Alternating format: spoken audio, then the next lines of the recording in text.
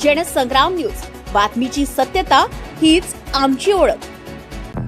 सहकारी संस्थेचा उडवून फज्जा, पिंट्या नागोबा मारतो मज्जा। कार्यलक्षी संचालक की कमिशन खोर भक्षक। बापाची संस्था समजत कोट्यवधींची केली उधळपट्टी।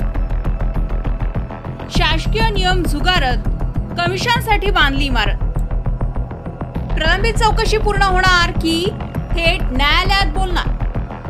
सहकार क्षेत्रातील हेराफेरीमध्ये नागोबा उर्फ पिंट्याने व सोबत सामील पिल्लावळीने जलसंपदा कर्मचारी सहकार पतसंस्थेवर चांगलाच डल्ला मारल्याचे उघडकीस आलाय। अगोदर संस्थेत निवृत्तीनंतरही इतरांना काही समजत नसल्याप्रमाणे अनधिकृत सचिव, त्यानंतर स्वतः तयार केलेले कार्यलक्षी संचालकाचे पदावर बसून संस्थेचे रक्षण करण्याऐवजी भक्षण केले।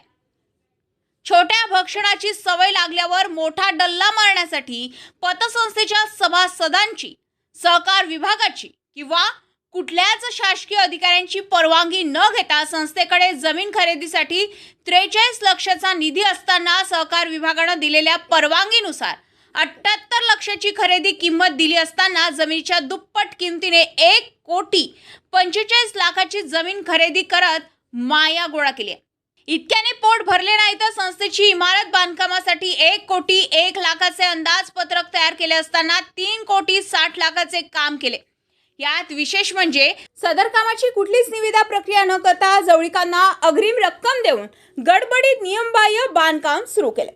संस्थेजवळ 2020 मध्ये इमारत निधी केवळ 72 लक्ष असताना त्या निधीला हातही न लावता 2020 पर्यंत ताळेबंदात कधीच नसणारे खाते, उपस्कर, इमारत बांधकाम अग्रिम खाते व लिफ्ट यांचा संपत्तीत विशेष समावेश करून खर्च दाखवण्यात आलाय।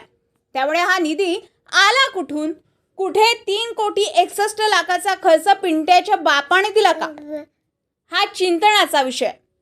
सहकाराच्या नियमानुसार राखीव निधीतून अतिरिक्त खर्च करता येत नाही, तरीही नियमांना बगल देत कोट्यवधीचा खर्च कुठलेच निविदा व देयकाची पुरावे न घेता अग्रिम देऊन करण्यात आले, हे शक्य झाले कसे? कुठे पिंट्याने साहित्य जास्त मागवून परस्पर विकले तर नाही ना? हा सर्व प्रकार होताना इतर संचालक बोलाने दूध पित होते का? कुठे नागोबाच्या पाऊलखुणांवर इतर संचालक पिल्लावळ चालवत तर नाही ना? यांसारखे अनेक प्रश्न झाले आहे। त्यामुळे झालेला गैरव्यवहार व पैशाची हेराफेरी यावर 1.5 वर्षापासून प्रलंबित चौकशी पूर्ण करून जिल्हा उपनिबंधक गौतम वालदे कारवाई करणार का की थेट न्यायालयातच बोलणार, हे बघणं लक्षणीय ठरणार आहे। पलाश उमाटे, जनसंग्राम न्यूज।